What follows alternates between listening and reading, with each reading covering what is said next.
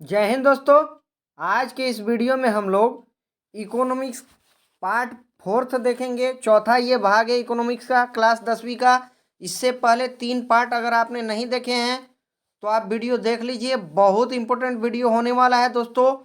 ये Bihar board, CBSE board और सभी स्टेट बोर्ड के लिए बहुत बहुत ही महत्वपूर्ण है। तो चलते हैं, शुरू करते हैं दोस्तों। पहला प्रश्न है, ये देखिए दोस्तों, ये पार्ट 2 का है।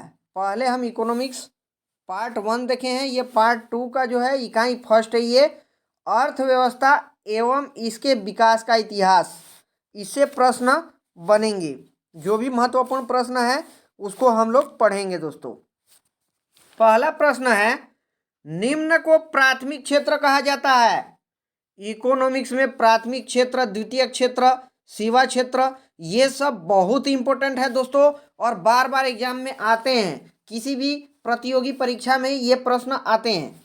प्राथमिक क्षेत्र कहा जाता है किसको? सेवा क्षेत्र को, कृषि क्षेत्र को, औद्योगिक क्षेत्र को, या फिर इनमें से कोई नहीं। दोस्तों प्राथमिक क्षेत्र इनमें से जो है कृषि को कहा जाएगा। सेवा क्षेत्र जो है ये तृतीयक सेक्टर हो गया, तृतीय क्षेत्र हो गया।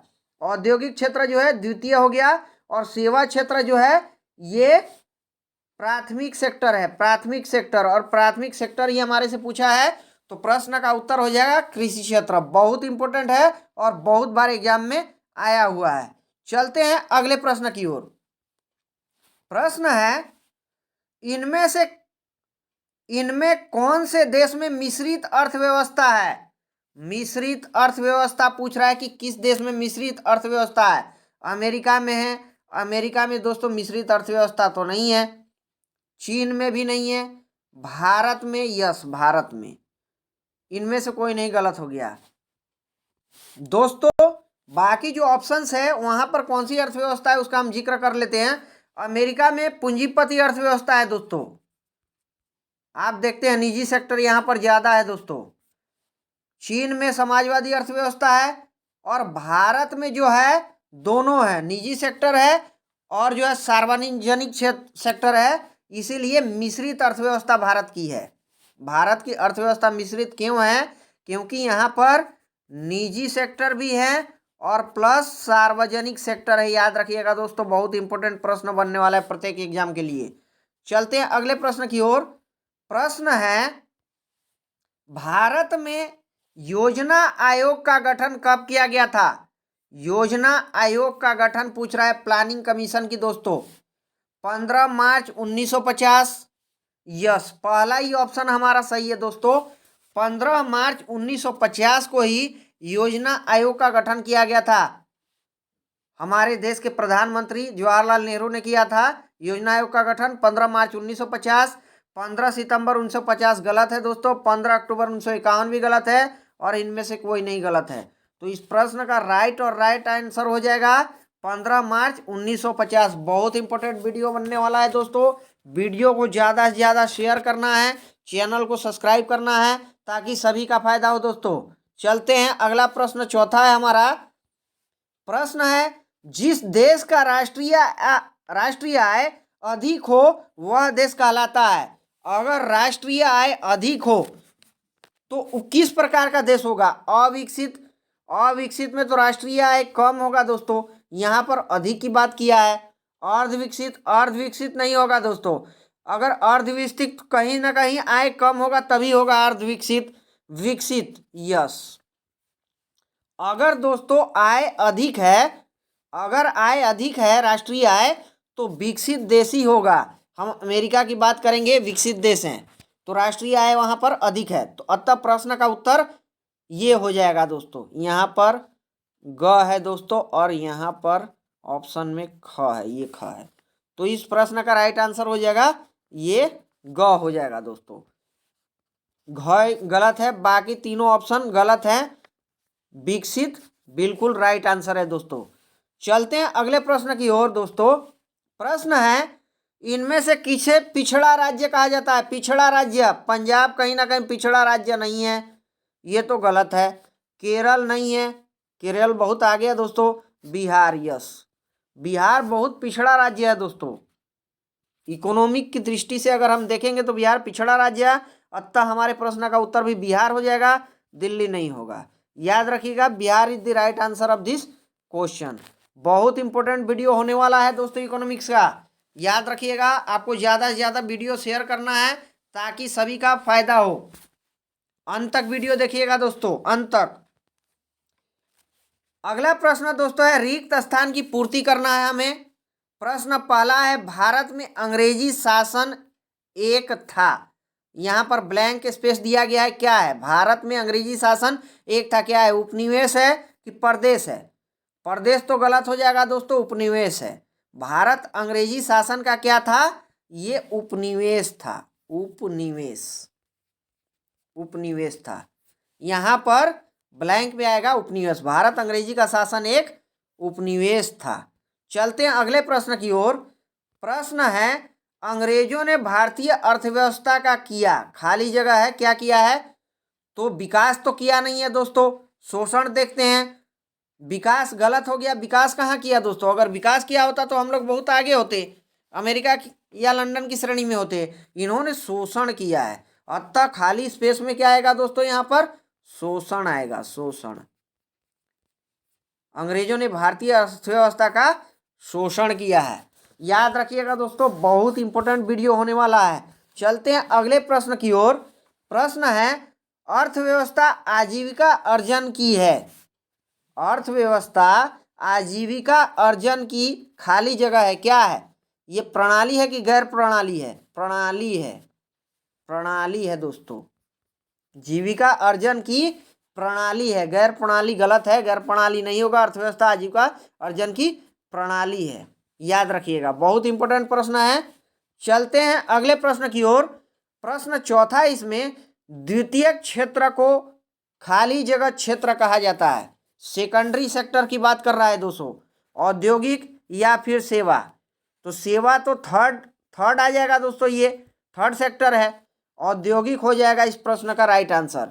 यहाँ पर हमें लिखना है औद्योगिक। द्वितीय क्षेत्र को औद्योगिक क्षेत्र कहा जाता है दोस्तों, औद्योगिक क्षेत्र, ये प्रश्न का राइट आंसर होगा। चलते हैं अगले प्रश्न की ओर दोस्तों। पांचवा प्रश्न है हमारा, आर्थिक विकास आवश्यक रूप से खाली जगह की क्रिया है। आर्थिक विकास किसकी क्रिया है दोस्तों? ये प्रश्न है। क्या ये गैर परिवर्तन की है कि परिवर्तन की है? तो गैर परिवर्तन की नहीं है दोस्तों। अगर आर्थिक विकास होता है तो कहीं ना कहीं परिवर्तन होता है, परिवर्तन होता है दोस्तों।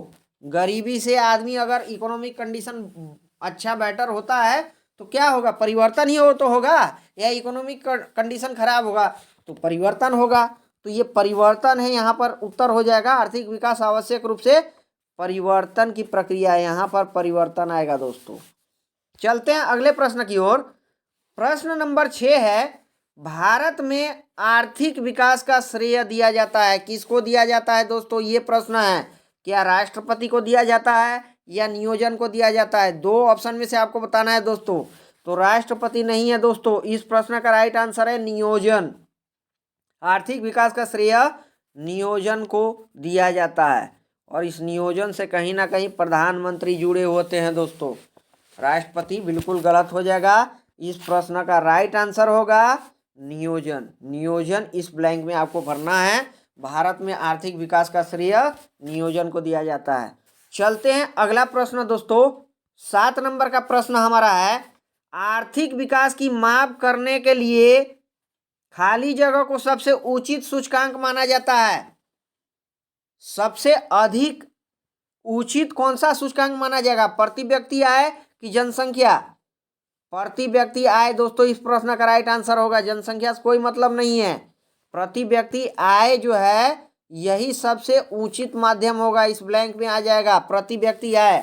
आर्थिक विकास की माप करने के लिए प्रति व्यक्ति आय को सबसे उचित सूचकांक माना जाता है। याद रखिएगा दोस्तों, अगर प्रति व्यक्ति आय जिस देश का ज़्यादा होगा उस देश का इकोनॉमिक कंडीशन भी ज़्यादा ही होगा, याद रखिएगा दोस्तों। चलते हैं अगले प्रश्न की ओर। प्रश्न नंबर 8 है, साधनों के मामले में धनी होते हुए भी बिहार की स्थिति खाली जगह है। धनी होते हुए, साधनों के मामले में हम लोग धनी हैं, बिहार धनी है, फिर भी क्या है, बिहार की स्थिति क्या है, दयनीय है कि अमीर है? तो अमीर नहीं होगा दोस्तों, ये दयनीय होगा। बिहार जो है, बिहार की इकोनॉमिक कंडीशन पिछड़ी है, अतः स्थिति कैसी है बिहार की? दयनीय है, दयनीय स्थिति है। तो इस ब्लैंक में दयनीय आ जाएगा दोस्तों। वीडियो ज़्यादा से ज़्यादा लाइक करना है दोस्तों, और चैनल को सब्सक्राइब करना है ताकि सभी का फायदा हो। अगला प्रश्न 9 नंबर है, बिहार में खाली जगह जीवन का आधार है। ये ब्लैंक हमें फिलअप करना है। क्या कृषि है या उद्योग है? उद्योग तो बिहार में बहुत कम है दोस्तों, नहीं के बराबर है। कृषि, कृषि में कहीं ना कहीं बिहार के 80% जनता लगे हैं दोस्तों। तो इस प्रश्न का राइट आंसर हो जाएगा कृषि। यहाँ पर हमें कृषि फिलअप करना है दोस्तों, कृषि याद रखिएगा दोस्तों, कृषि। चलते हैं अगले प्रश्न 10 नंबर की ओर, और ये हमारे वीडियो का अंतिम प्रश्न है दोस्तों।